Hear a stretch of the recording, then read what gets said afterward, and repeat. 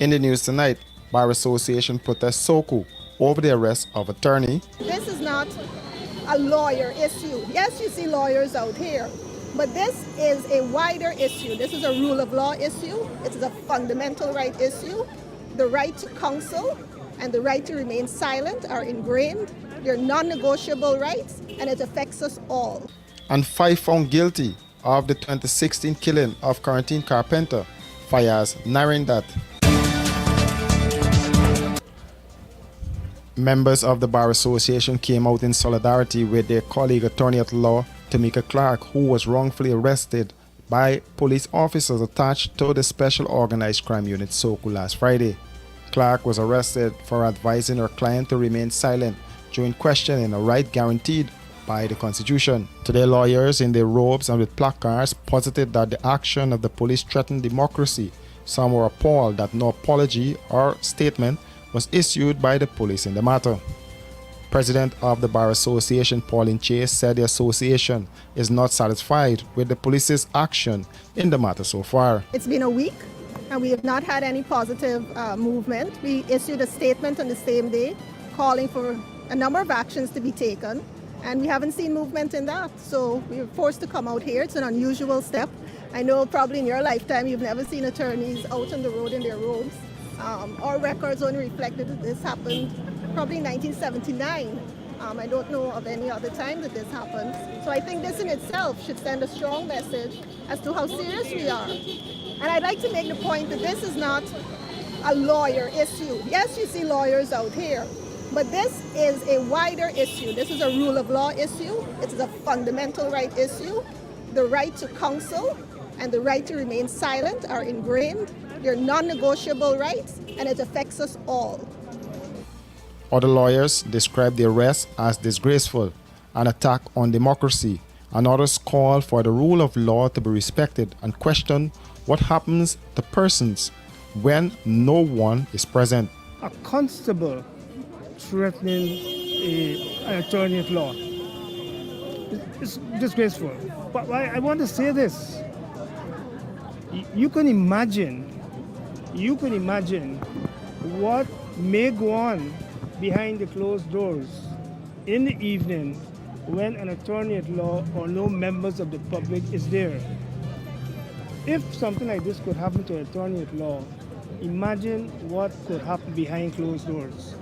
I make this point because it is for the police, it is for the authorities to be able to bring some sanity and to ensure that the members of the public would believe that everything goes on right.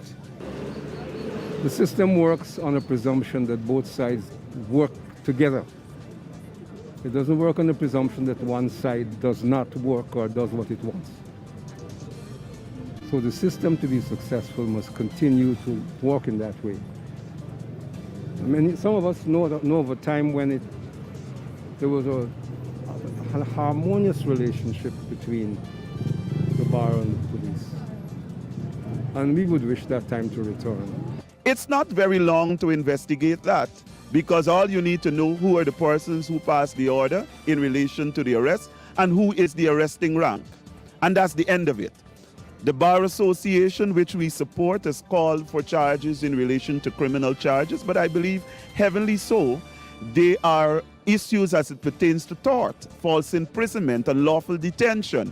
And then there's issues in relation to the Constitution, the man's right to be legally represented, because, of course, if counsel was arrested, there would have been a period of time where the man was not having the support or having the advice of counsel, as she was held in a different room.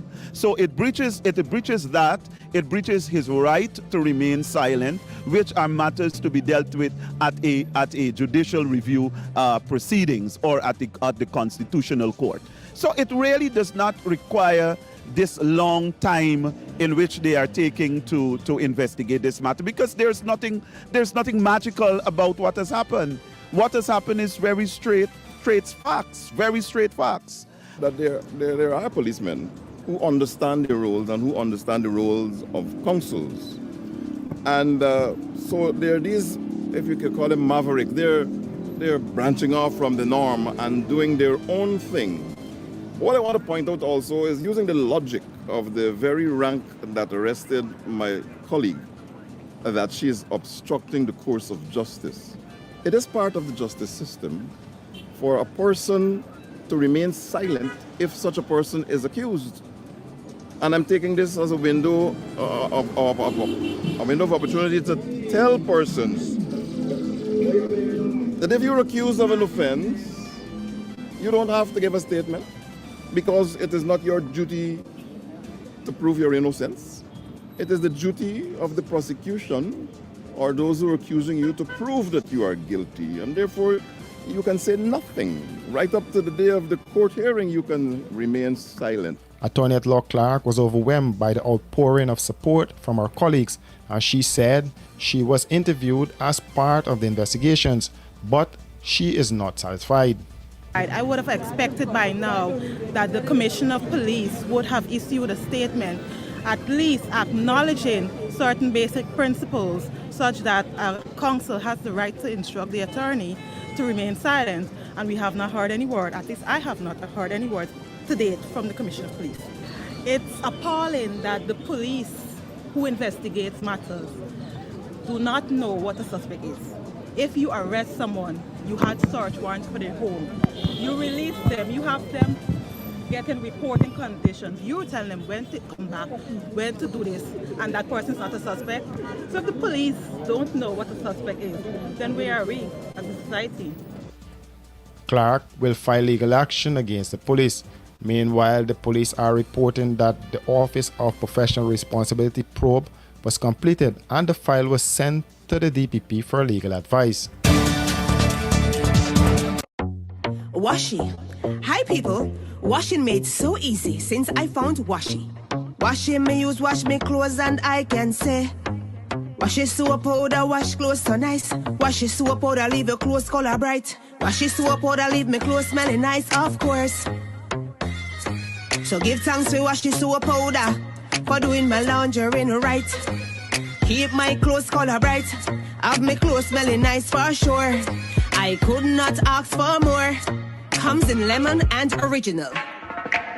It is a washing machine in a pack. Washi soap powder wash clothes so nice. Washi soap powder leave your clothes color bright. Washi soap powder have my clothes smelling nice, of course. Distributors located in the Stabrook Market. With 70% ethyl alcohol, Mighty Foam Hand Sanitizer eliminates 99.99% of all germs and even moisturizes in the process, leaving your skin clean and hydrated. Mighty Foam Hand Sanitizer. How do you stay clean? Running late and can't wait to the gate? We got you. The Guyana Public Service Cooperative Credit Union Limited has introduced a fast and easier way to make payments to your accounts through the GT&T mobile money services. Here's how. Click on the MMG app. Under Services, select Pay Bills. When you are there, look for the Financial Institution option. Once that is done, select Guyana Public Service Cooperative Credit Union Limited to pay your loan or make payments to your savings. Payments to the credit union made easier. GPS CCU, the credit union you can bank on.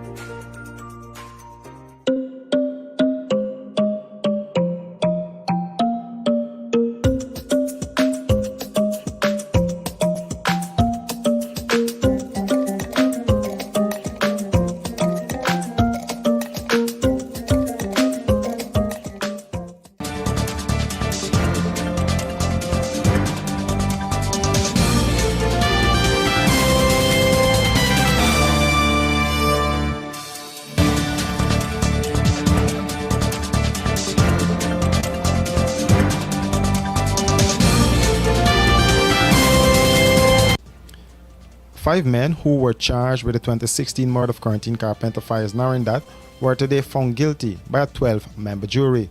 The five, Orlando Dickey, Radesh Moti, Deodat Dat, Harry Paul Pashram, and Nairam Yakub, were tried before High Court Judge Navindra Singh. Marcus Bisram was the sixth person charged in relation to the case, but he walked free after the conclusion of his case before the Caribbean Court of Justice. Bisram was accused of hiring the five men to kill the father of two. It was initially thought that he was killed as a result of a hit-and-run accident. However, post-mortem examination found that his skull and spine were fractured and other injuries about his body.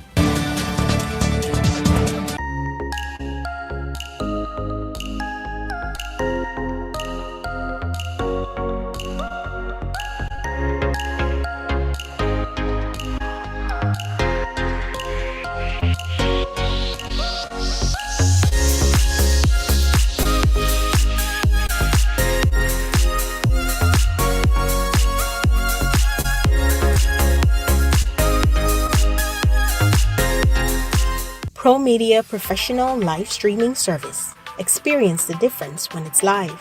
Pro Media provides you a complete range of live and demand streaming solutions no matter what your special event may be. Weddings, funerals, concerts, press conferences, conventions, seminars, workshops, meetings, religious events, and more. For more information, call 669-5376 or 609-5264. Experience the difference when it's live.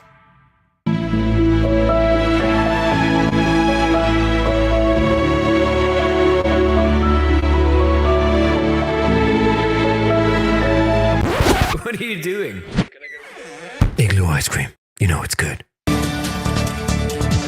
Alfred Rajram, the man accused of breaking into a private aircraft at the Chelijagan International Airport and stealing a quantity of items valued at $2.1 million, was charged and sentenced to 36 months in prison. On Thursday, the man appeared in the Diamond Magistrates Court before Magistrate Judy Latchman, where 2 charges of simple larceny were read to him. The 43-year-old man, who is from Tamari, pleaded guilty to both charges and was sentenced to 36 months in prison. Suspect also detailed to investigators how he committed the act. According to him, he dug a hole under the perimeter fence of the airport and made his way onto the airport tarmac. Afterwards, he broke into the aircraft and stole the items. He was arrested at his home, where a search was conducted and the articles were recovered. For these and other stories, do visit us at our website www.rdproductiongy.com.